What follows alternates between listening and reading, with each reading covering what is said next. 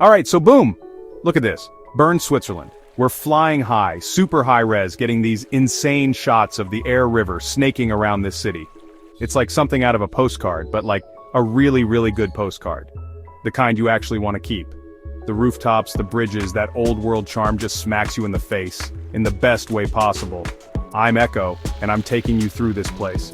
This isn't just another travel vlog, okay?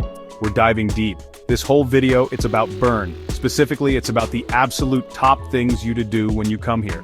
I've done the legwork, walked miles, probably eaten too much Swiss chocolate, all for you.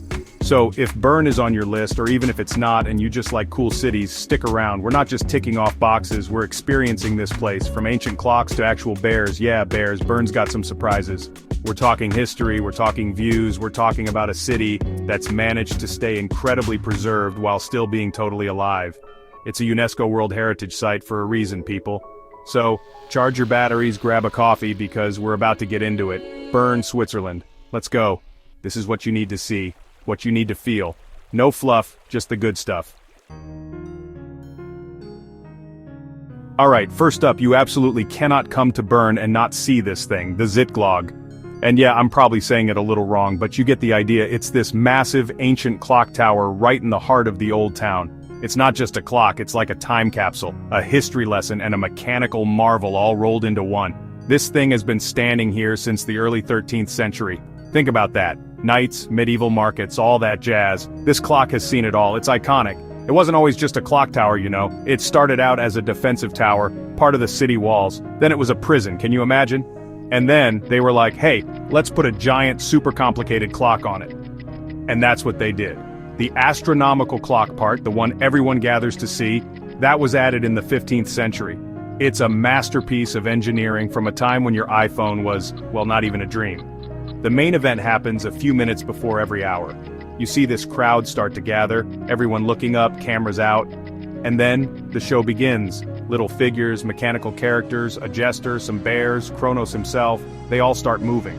It's this charming, slightly quirky performance that's been happening for centuries. It's not like a modern CGI spectacle, it's real, physical, gears and levers doing their thing.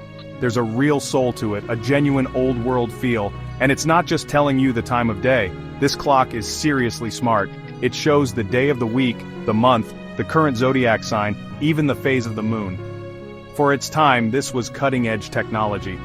It's like the medieval equivalent of a supercomputer dedicated to tracking the heavens and the passage of time. You can just stand there and get lost looking at all the details on the clock face, trying to decipher everything it's telling you. You can actually go the Zytglogge too. They do tours, and I highly recommend it. You get to see the inner workings, the ancient mechanisms, the giant gears still grinding away. It's like stepping into a history book. The guide will tell you all these crazy stories about its past, about the people who built it and maintained it. It gives you a whole new appreciation for what you're seeing from the outside. It's one thing to see the figures move, another to see they move. The climb up inside is also part of the experience. It's old, it's a bit creaky, but that's the charm. You feel the centuries in the stone. And from the top, you get this amazing view looking down the Kramgasse, one of Bern's main streets. It's a unique perspective seeing the city unfold from within one of its most historic landmarks.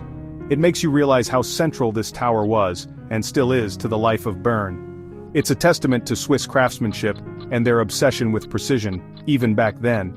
This isn't just a tourist attraction, it's a functioning piece of history. It's a symbol of Bern, really. You see it on postcards and guidebooks everywhere.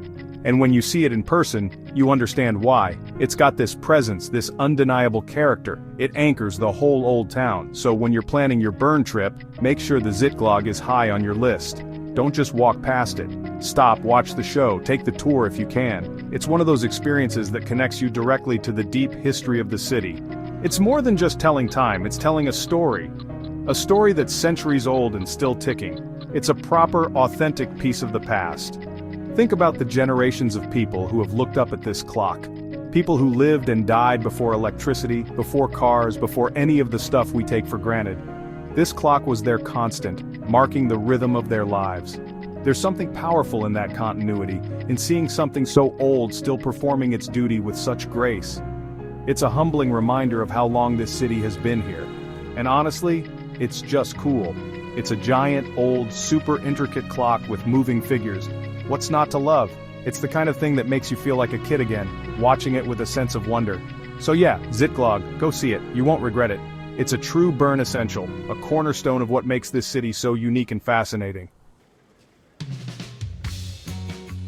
Okay, next up, and this one is pretty wild. Bern has a bear park. Yes, actual living, breathing bears, right in the city. It's called the Bären Park or Bear Park, and it's kind of a huge deal here. The bear is the symbol of Bern. You see it on their flag, their coat of arms everywhere. So it makes sense they'd have a place dedicated to them. This isn't some dingy old zoo exhibit though. This place is pretty impressive. The history of bears in Bern goes way, way back. Legend has it that the city's founder, Duke Berchtold V, named the city after the first animal he killed on a hunt, which was a bear bar in German. So, they've been keeping bears in Bern in some form or another since the 15th century, which is insane. For a long time they were kept in a pit, the Bärengraben, which, by modern standards, wasn't great for the bears. But things have changed, big time. In 2009 they opened the new Bären Park, which is right next to the old pit but way, way better. It's this large naturalistic enclosure that slopes down to the Aare River. The bears have trees to climb, dens to hide in, pools to swim in. It's a much more appropriate and humane environment for them. They've really made an effort to give these animals a good quality of life, and it shows. When you visit, you can walk along these paths that overlook the enclosure, giving you great views of the bears as they go about their day. You might see them foraging for food, playing with each other, or just chilling out in the sun. It's a much more natural way to observe them compared to a traditional zoo cage.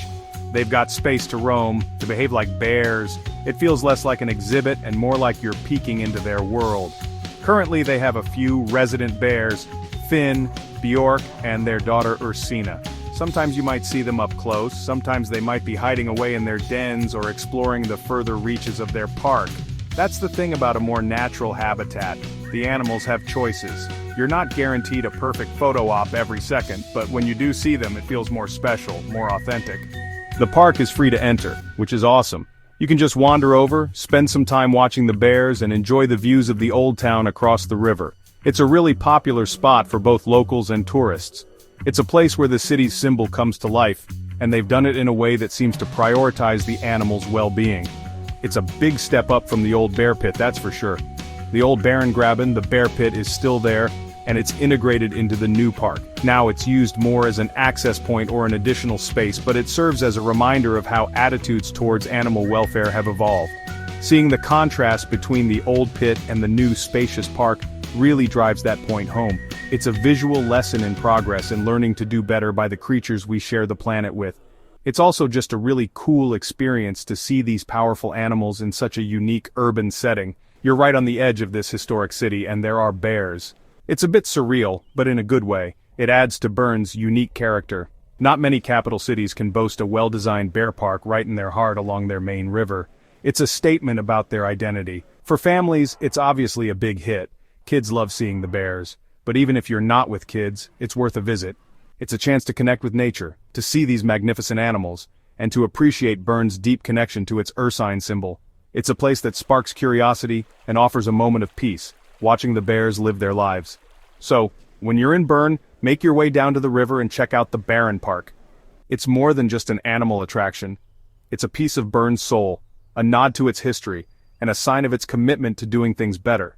Plus, who doesn't want to see some awesome bears? It's definitely a memorable part of any visit to this city. It's something that sticks with you. Now let's talk about the heart of Bern, the place where all that history really lives and breathes, the Old Town or Altstadt.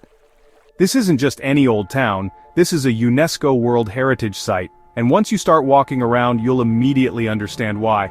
It's stunning. The whole layout, preserved since the medieval period, is incredible. It's built on this narrow hill surrounded on three sides by that turquoise Aare River. The geography itself shaped its destiny. The first thing that hits you is the architecture. These sandstone buildings with their arcades, they call them Lauben here, are just beautiful. These covered walkways stretch for kilometers, meaning you can wander around, shop, or grab a coffee sheltered from the rain or the sun. It's genius, really, and they're not just pretty, they're historic. Many of these buildings date back centuries, each with its own story. Then there are the fountains. Bern is famous for its fountains, and they are everywhere in the old town. There are over 100 of them, and many are these incredibly ornate, brightly painted allegorical figures from the 16th century. You'll see the Ogre Fountain, Kindlepresserbrunnen, which is a bit terrifying, the Justice Fountain, the Piper Fountain. Each one is unique and tells a piece of the city's folklore or values. They were also the original public water supply. Walking on the cobblestone streets, it's like you're literally stepping back in time.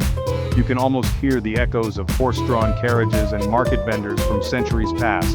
It's incredibly well preserved.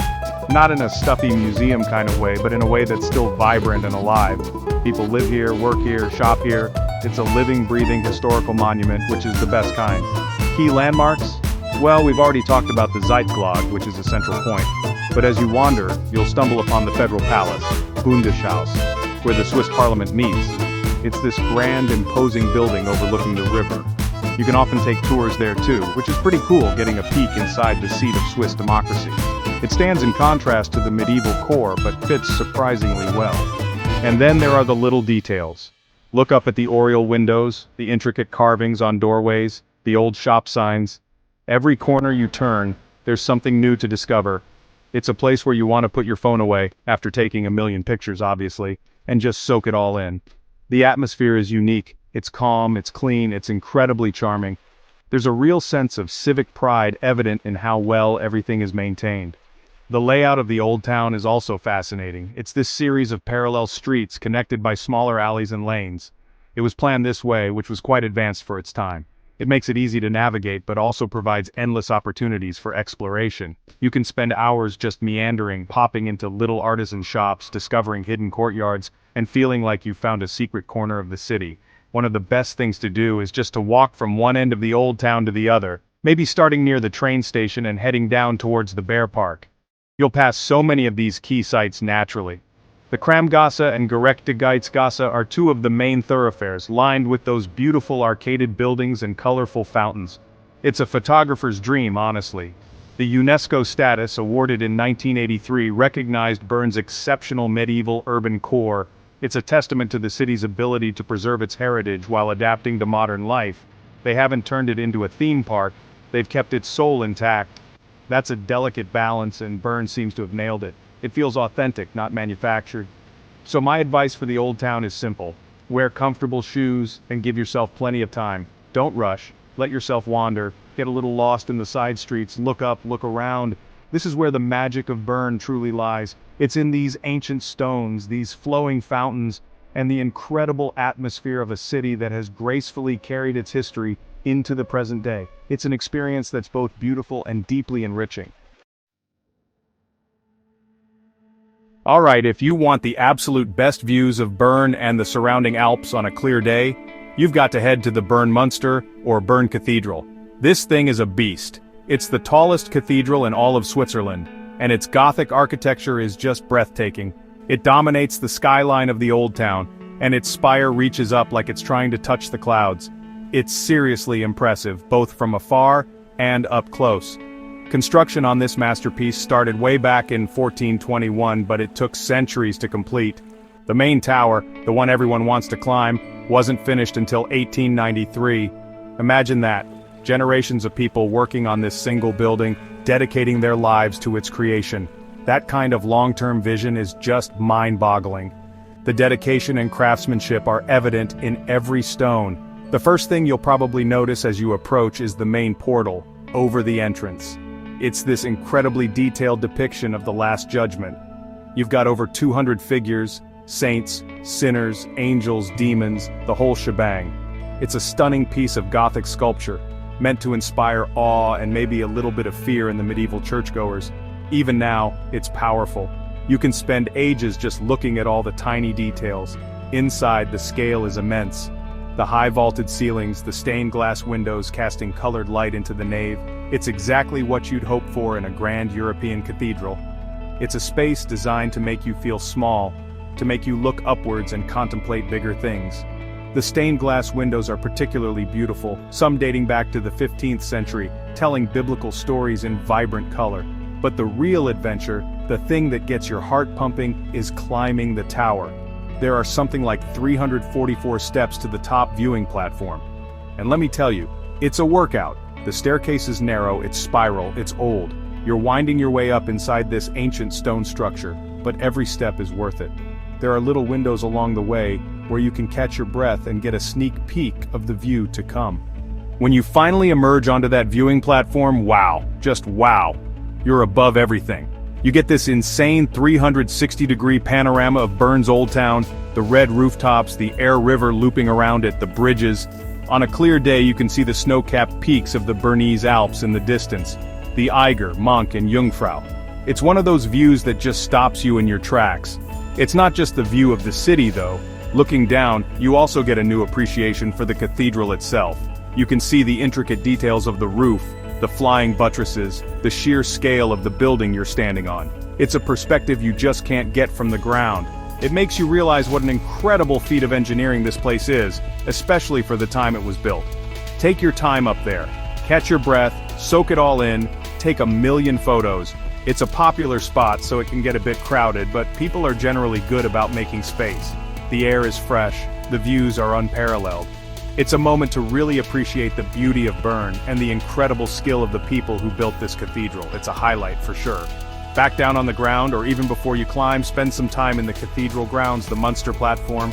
It's a lovely park area on a terrace overlooking the Aare. It's a great place to relax, maybe have a picnic and enjoy the views from a different angle. It's a peaceful oasis right next to this towering monument. It's a place where locals hang out, which is always a good sign. So, the Bern Minster.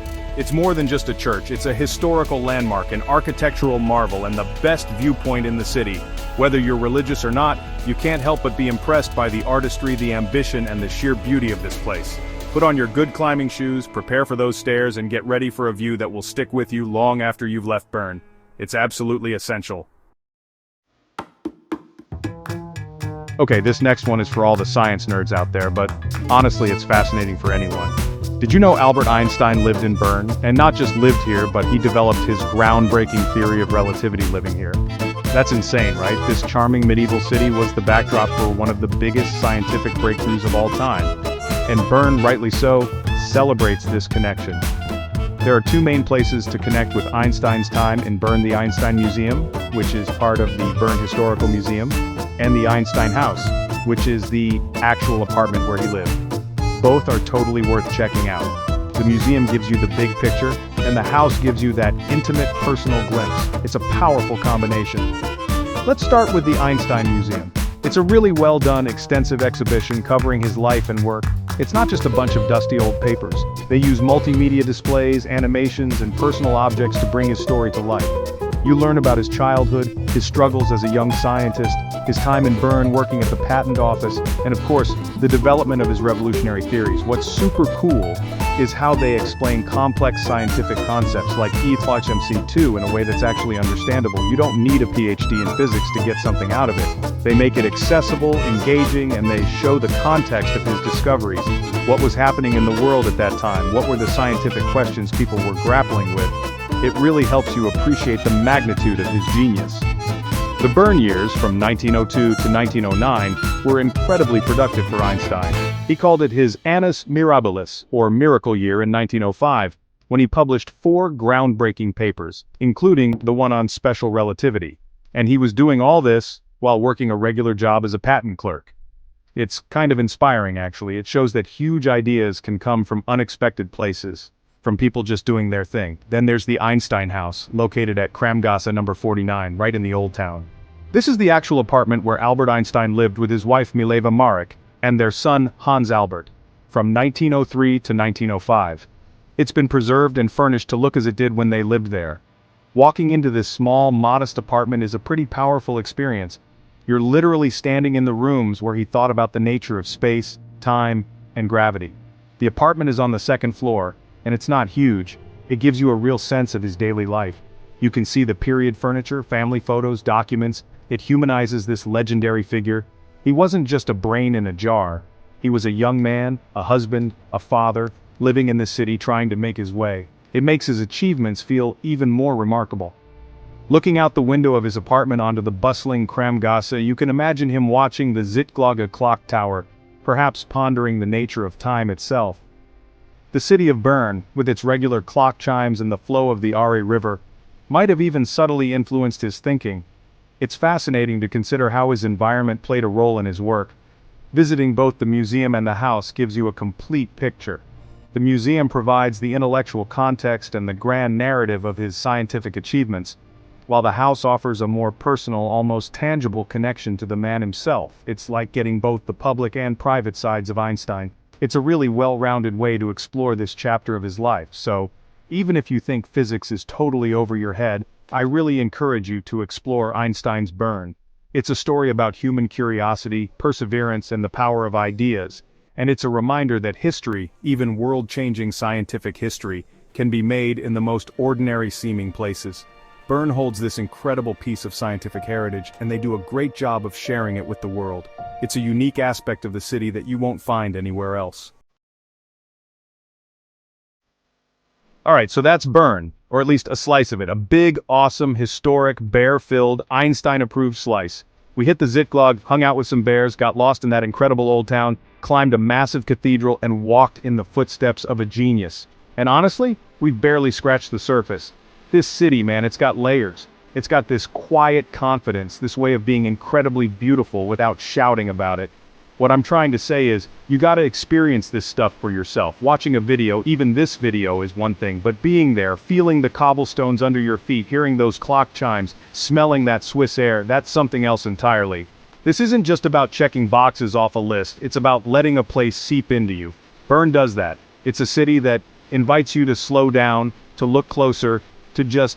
So, if you're thinking about it, just do it. Book the ticket, pack your bags, come explore, find your own favorite spots, make your own memories. That's what travel is all about, right? Pushing your boundaries, seeing new things, connecting with different places and people. And Bern? Bern is a damn good place to do that.